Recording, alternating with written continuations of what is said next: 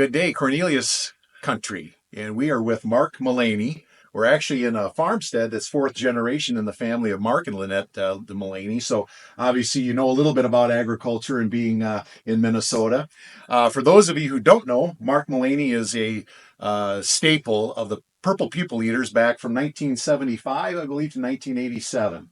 12-year career in the NFL and known as one of the best defensive linemen ever to come into the game for sure. So, um, Mark, you actually innovated one of the most, I think, iconic things in football, and that is the first person to ever use a shield on a football helmet. And we're going to go through the story of how that happened. And for the people out there, we'll actually tie in how that actually relates a little bit to Cornelius Seed. But Mark, let's do a little bit of a history lesson. Let's go back to Colorado State University and the tumultuous time that was back in Nixon and the Vietnam War. And tell us how you eventually became a Minnesota Viking. Oh boy. Uh, well, I remember just playing football for the love of playing football, and I wasn't much of a student, if you will, but so I loved playing sports. I was a basketball, football, and baseball player, and my favorite sport was football. So I my dad never let me play. I always was a basketball, baseball player, and always wanted to play football. He wouldn't let me play. And so he said, I'll let you go out your senior year in high school. And so I remember going in and talking to the head football coach and told him I was going to come out. And he was a little discouraged or trying to discourage me, saying, no, you're a basketball player. You should just play basketball. Sure. You never played football. Right. And I said, no, I want to come out. And he said, well, what position you want to play? And I told him I want to be a tight end. And he said, Bobby Hunt's our tight end. And and he said, he's all state, all this, all everything. And I said, I don't care. And he goes, well, where do you want to play on defense? And I said, I want to play linebacker. And he goes, Bobby Hunt's a linebacker too. And he was all state, all this, all this stuff, probably shouldn't be saying this on tape because Bobby Hunt's a good friend of mine and stuff. But I said, hey, just go get him. I'll kick his butt for you right now. I said, I don't care who's playing that position. Sure. And he looked at me, he was all surprised. And I remember just going out and I was the starting tight end and starting linebacker, Okay. outside linebacker. So then I just remember, the season being over. Then I played basketball. And I didn't go out for baseball that year. I just Okay. was, saying, I don't want to. I wanted a break, And Sure. I just remember my brother coming to get me, and not coming to get me, but he knew where I would be. I was at the student center having coffee and a donut, probably. And he came up to me. He goes, "Hey, Mark, did you hear the news?" And I go, "What news?" He goes, "He just got drafted." And I said, "What?" I said, "Man, I'm going to Vietnam." I couldn't believe it. Because that was all anybody was concerned about, Right. at the time is, and that was kind of, like kind of bummed out. He goes, "No, no, no." He goes, "You get drafted in the NFL." And to be honest with you, I didn't know that NFL had a draft really. And Right. he said, yeah, man, he just got drafted in the first round." I go, "Wow." I go, "Is that good?" And he goes, "That's great. That's really good." And I said, "Oh yeah." I go, "Okay." And he goes, "You're gonna going up to Minnesota," and And I said, "Where's Minnesota?" And he's Right. looking at me, and Right. I just remember me going, "You're gonna like be a purple people eater. You're gonna be." Playing for one of the best lines in football and all this. I go, "Purple people eater." I go, "What is a purple people eater?" I was like, and he goes, "Man, you can't talk to anybody. Don't talk to anybody calls you. Don't talk to anybody until you talk to me first." Right. You know? Right. So I Right. was like out there, and I think people just expected you to know things, and Sure, sure. I just played for the love of playing the game. Right. So then you were at Colorado State University, and that would have been timeline roughly what 71 through 75. Yeah. 75, Yeah. and obviously did some things right in Colorado State if they're going to draft you for the NFL. But again, most people don't know how tumultuous that of a time frame that was with Nixon and the Vietnam War and the draft, and you were actually worried about being in that draft, correct? Yeah, I was concerned, especially when my number came up and I was under 100 and I wasn't supposed to go.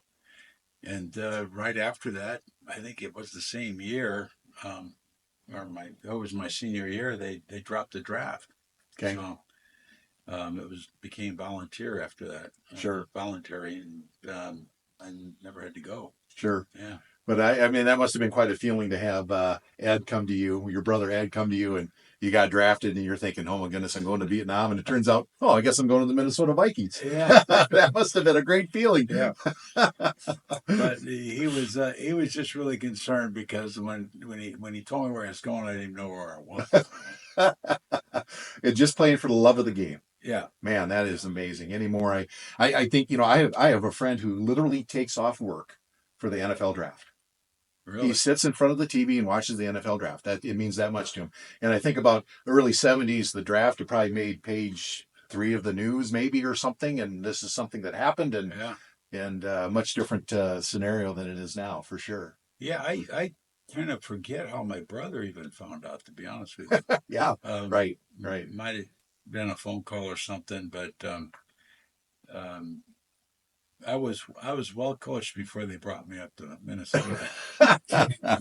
So So yeah, so you get to Minnesota, and I think your dad was maybe even your agent. Is that yes, correct? he was. Okay, all right. And so you land, and here we got Bud Grant, and you've got a team that's got some perennial players, the elders of the world, and other people of this nature, and you're joining that crew. And how long did it really take you to get up to speed, and for the I guess the speed of the game and just the level of play? I think what do they say? Ignorance is bliss or whatever. Okay, I never I didn't know the guys that I didn't know that, like I said, the purple people eaters were, okay, so yeah, there was no fear involved, like, oh boy, I'm gonna be this or I'm gonna do that. right, Um, I felt really comfortable as an athlete, okay, and sure, from playing basketball and I think my dad kind of knew being a football player.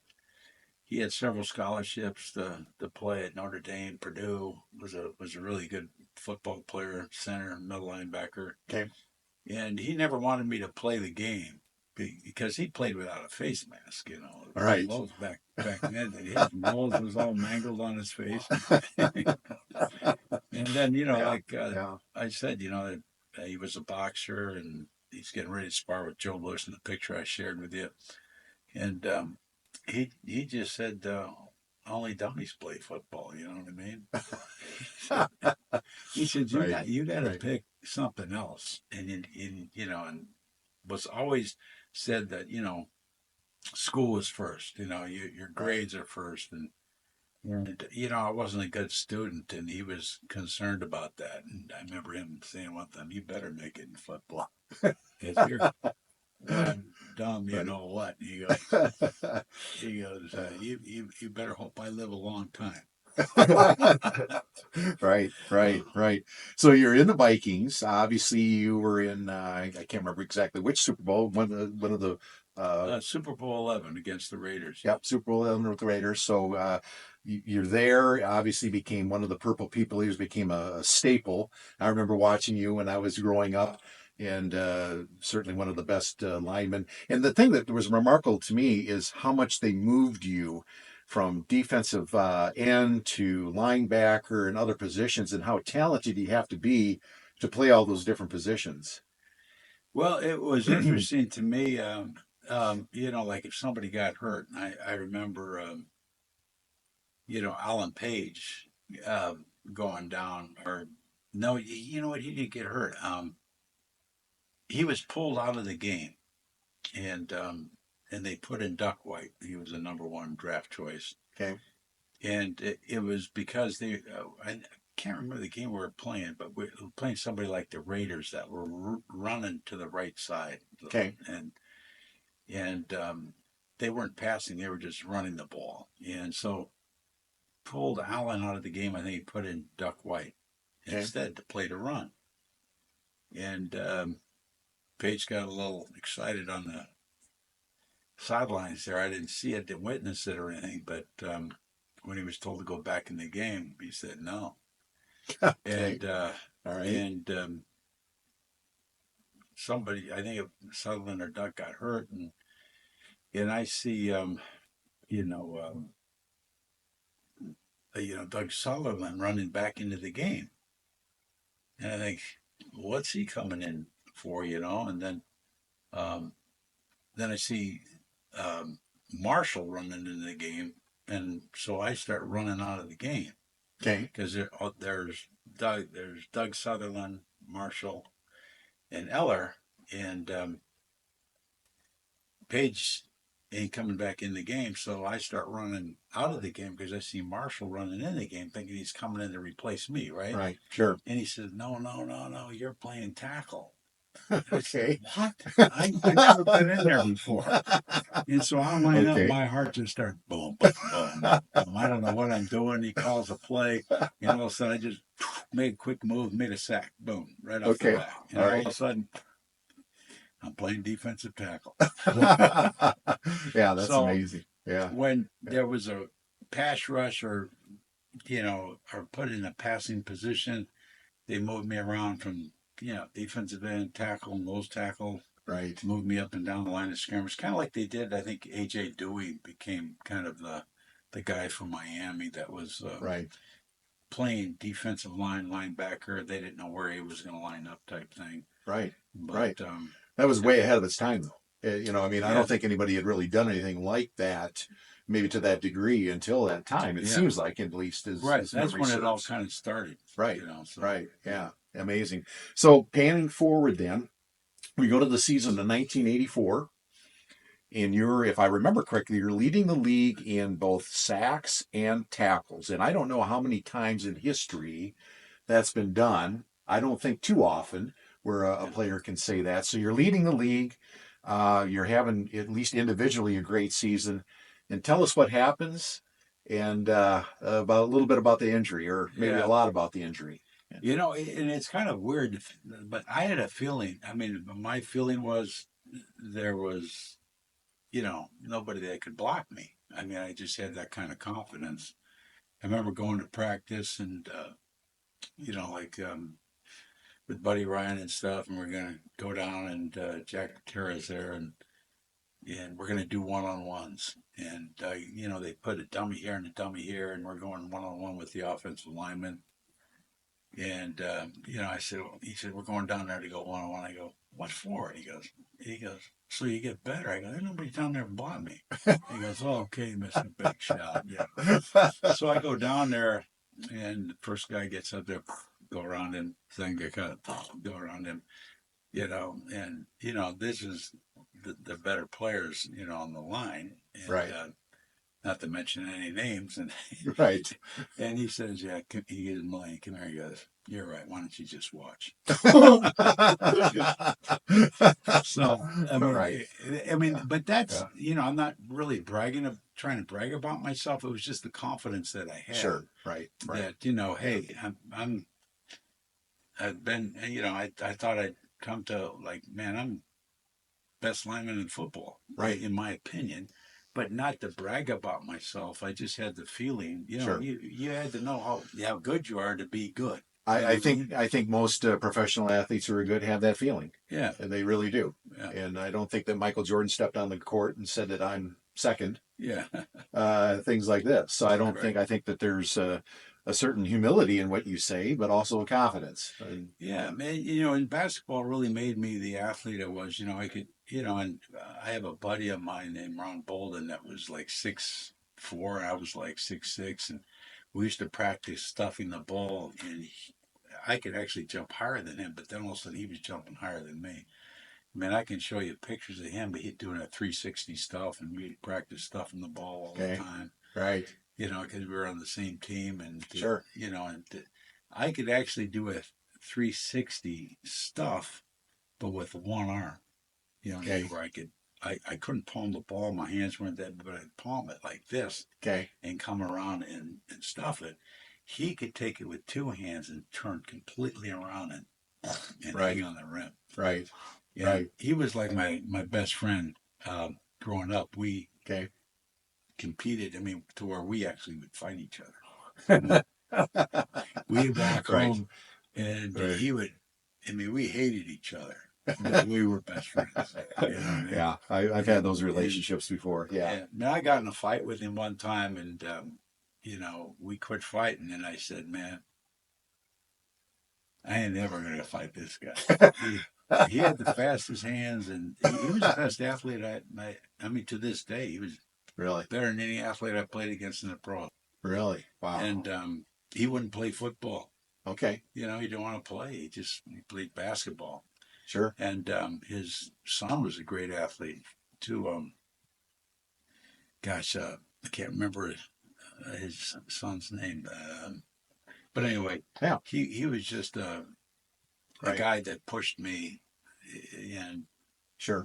I would have never made it if it wasn't for him. Yeah. Yeah. It's amazing. It's amazing how people cross your path, and how lucky you are in retrospect looking at things like that. And obviously, again, leading the league in sacks, leading the league in tackles, and all of a sudden somebody basically pokes your eye out. Tell the story. Well, that wasn't what happened Okay. at that time. I'd never broken a bone in my body, Okay. and I'm making a sack, and Randy Holloway is the other defensive end, comes up and hits me in the back and drives my shoulder into the AstroTurf, and it was in the Metrodome, but it didn't have any padding in it. It was hard as a rock, Okay. and I didn't break my shoulder. Like if there was a break here, and I take this toothpick and put it here, that's how it was broken. It Okay. was like a sledgehammer hit it and knocked the piece out of it. Really? Okay. So it wasn't like a break, it was like that. Okay. It was a major fracture in my shoulder. I still got a big bump there. Right. But I had to lay and not move for I don't know how long in the hospital. Okay. Because of that break, because Right. they couldn't set it. Okay. So it had to mend itself. And then right after that, I got a blowout fracture to the orbit to my right eye. Right. And what game was that? Do you remember who you were playing and how it happened? Against Atlanta.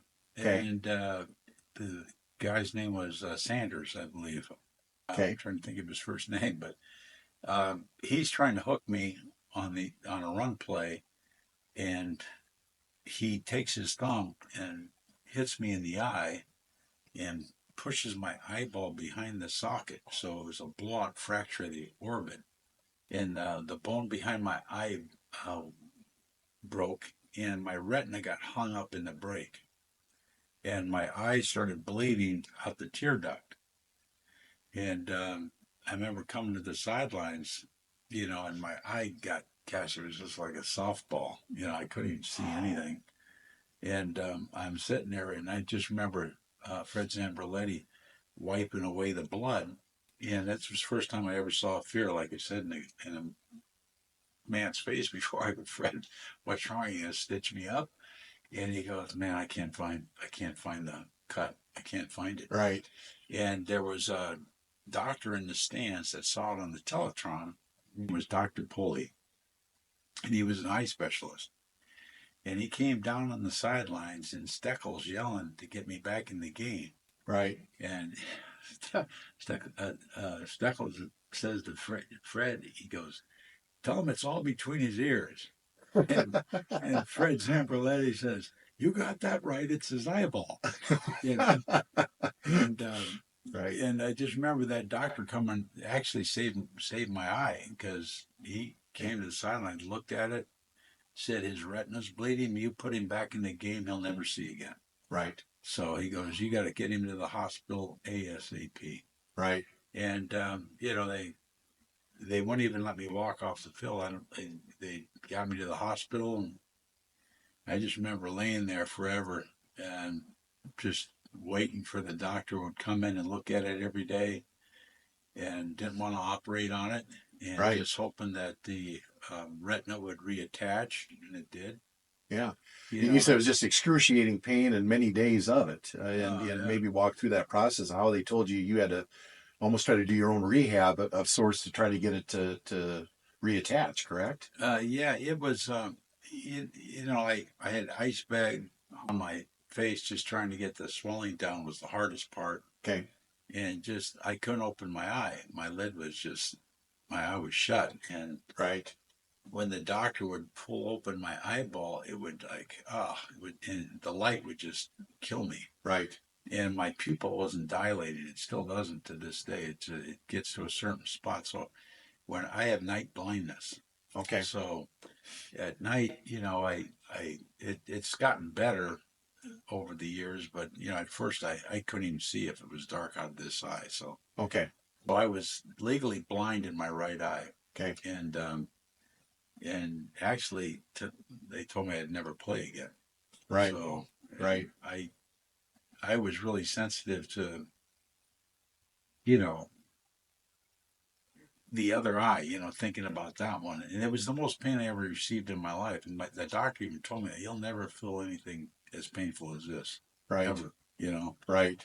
and so I laid there. It came back, and then I remember I was driving down 35W, and I remember this motorcycle blows by me, and he's got this mask on.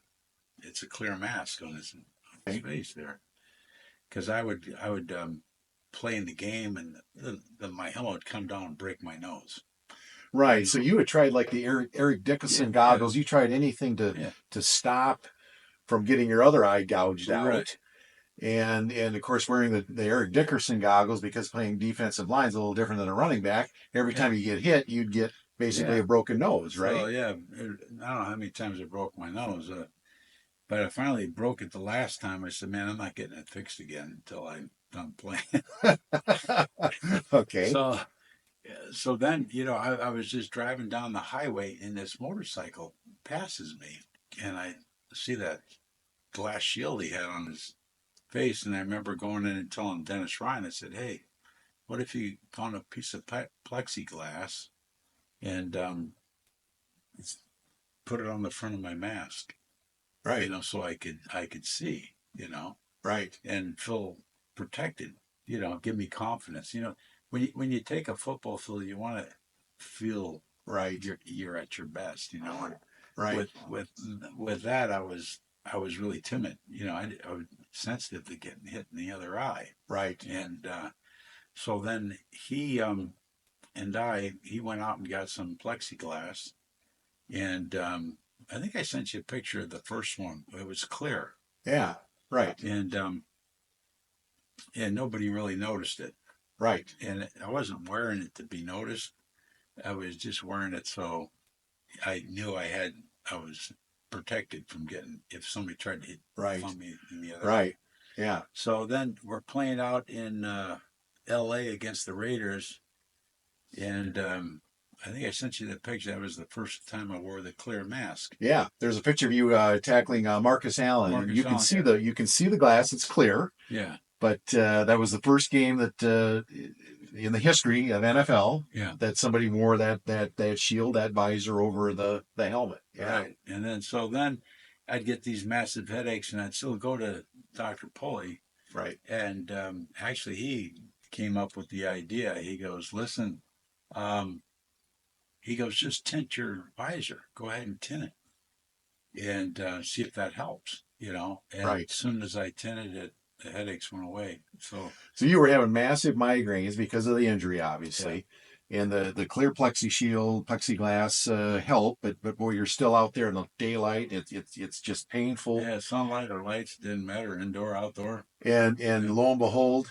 we come up with what I think is again the most iconic picture ever in NFL football, Okay. in my opinion. And I'll never forget sitting and watching the game where here's Mark Mullaney.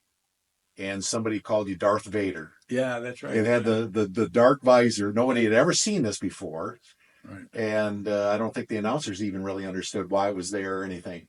Yeah, and I'm trying to remember the first game I played. I remember it was for the against Detroit Lions, and the guys, when I came in the game and I had that visor on, he said that was the most intimidating thing he'd ever seen. You know, it was like, who is this guy? You know, Right, right, and you know it, and then that's when everybody noticed it.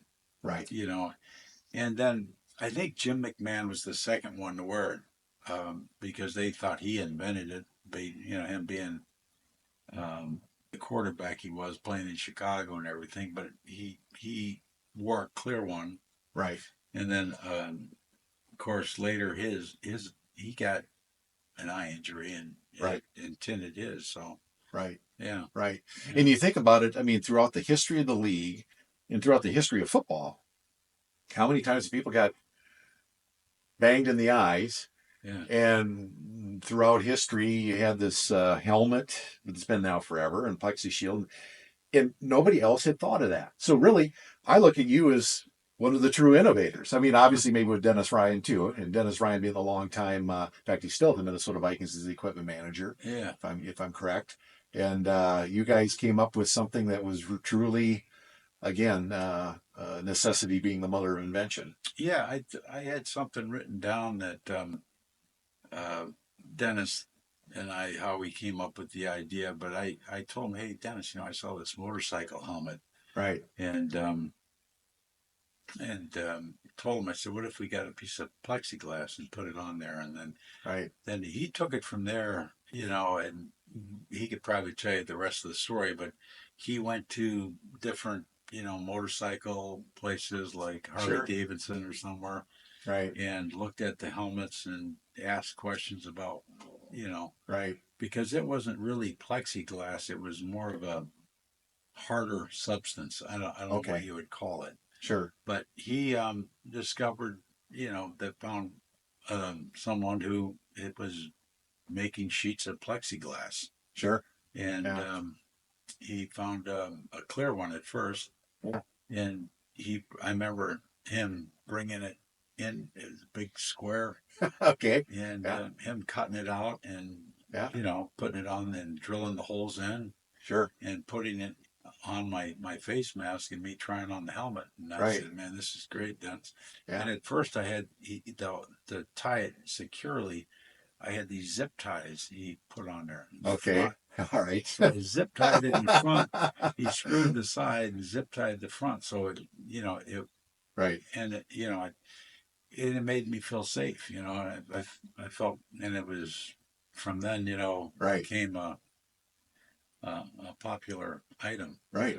Yeah, I mean, I don't think anybody would think of playing today without one. Certainly if you had any eye injuries or things like that, it's just a staple.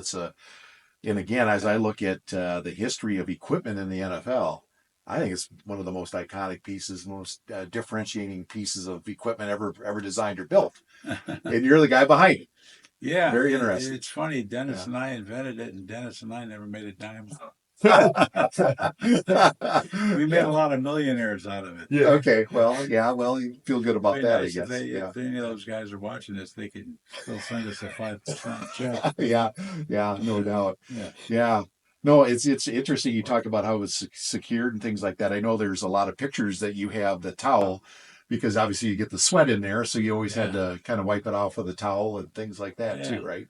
Yeah. yeah. I might. I don't know if I was the first guy to do the towel, but I know I was the Well, yeah, first lineman to have the towel hanging there, and right, it. For like Jim McMahon, being quarterback, his sweat would run down, but not on his visor. right, I'd get down in the stance and it would pour down my helmet. right, And get all over the inside my helmet. And so right, what I did between plays is take my helmet out and wipe it out right. because I was sweating Yeah, in there, and it was yeah, kind of a hindrance to right. Yeah, visually for me. yeah, So yeah. Having played some football, I could tell you that would be really annoying. But, yeah, but you know, Coming from a guy who said, I want to get back into the game, somehow, some way, even having an eye that's bleeding and things like this. And I know that when we first talked, you were very vehement about, hey, I'm leading the league in sacks and tackles. I don't want to give this up. Yeah. I'm the guy, and just it's obviously innovation, but it's also a little bit of preparation. It's about being prepared for what can I do to get back in the game also. Yeah.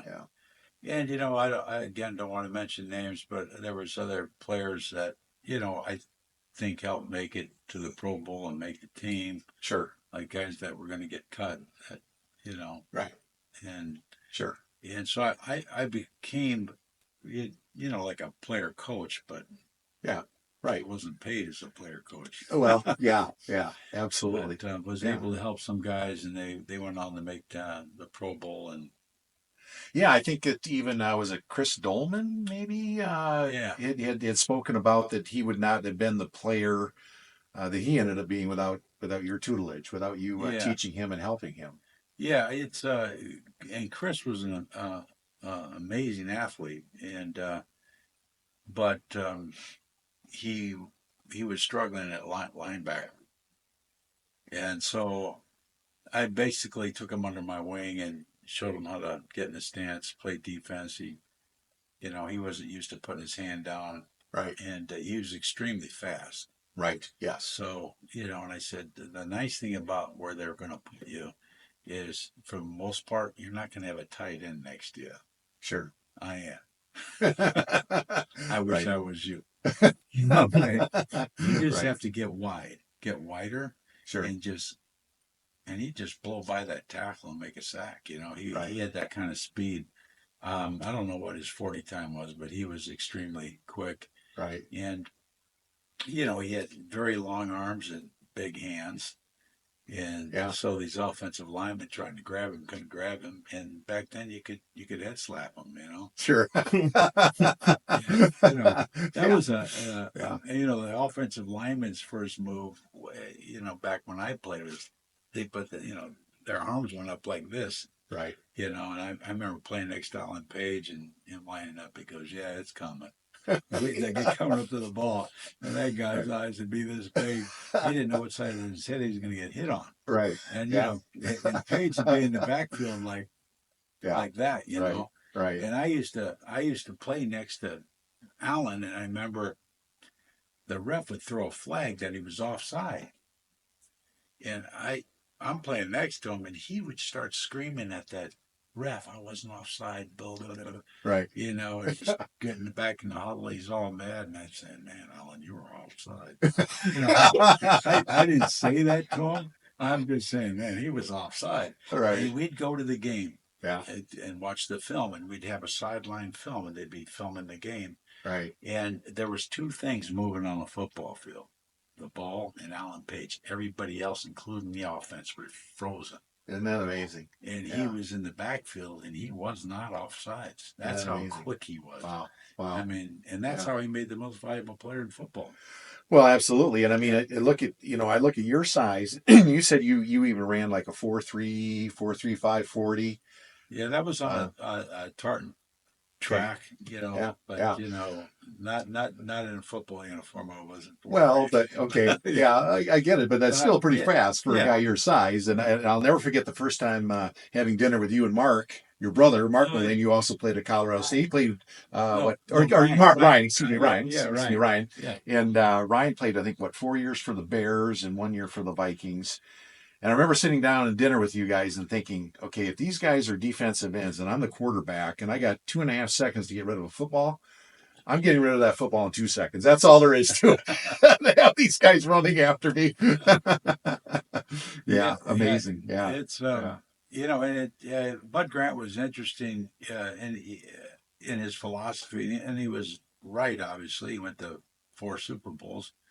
But I remember him saying there's track speed and there's football speed. okay, yeah, Which is true, because when you got somebody chasing you, right, or yeah. somebody trying to block you or whatever, you suddenly become a little quicker and a little faster. Isn't that something? Yeah, Yeah. Right. Yeah, I think it was maybe it was Fran Tarkington or somebody. I can't remember that. Paraphrasing a little bit. Who somebody said, "Well, what do you run for a 40?" And I think Fran said, "I think paraphrasing you fours. I run on a 4.6 40." And the defensive lineman looked at him and said, "Well, I run a 4.5." And he goes, "With you chasing me, I'll run a 4.4." Yeah. So I think it says a Yeah. lot. Yeah. Yeah, about the football speed for sure. Yeah, That's yeah, the when the adrenaline starts rushing, yeah, and you know yeah. it's a different deal, you know. Yeah, absolutely. Yeah. Yeah, yeah. So, well, for those of you out in Cornelius country, you're probably wondering,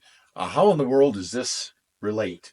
Or people relating to what Cornelius does and kind of similar to what you did. And I look back and again, I say, well, you have this helmet and you have this shield and nobody really put it together. And again, why was that not done in the 70s? Why was it not done before? But you did it in 1984. And really, that's kind of what Cornelius does. We take different components and pieces and match them together, whether that be seed treatments, obviously different genetics. And then it's also a little bit about preparation. We actually grow our own seed.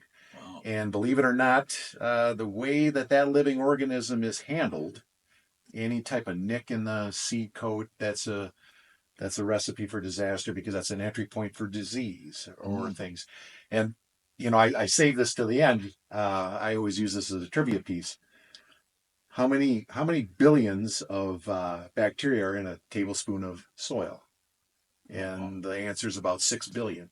Wow. So there's all these things underneath that soil that can do damage to that seed. So Cornelius looks at all the different things that we can do from different companies, different industries to put them together to make a better package. And it really is kind of almost like the innovation you did. You took different components, put them together, and it really is a novice product then, really, if you will. Yeah. I never really thought of it that way, but yeah, it was just um, interesting that how you discovered how people just discover things, you know what I mean? Right. And Right. it's fun to watch. Yeah. Yeah. Yeah, it really is. Yeah. So, well, that was a great history lesson too, going all the way back to Colorado State and the days of Nixon. And yeah, I still think that's one of the funniest things. I still chuckle about that driving down the road, how you thought you were maybe drafted to the Vietnam War and Yeah. actually were drafted for the Minnesota Vikings. I think that's wonderful. Yeah. So, well, Mark, thank you so much. And one other thing.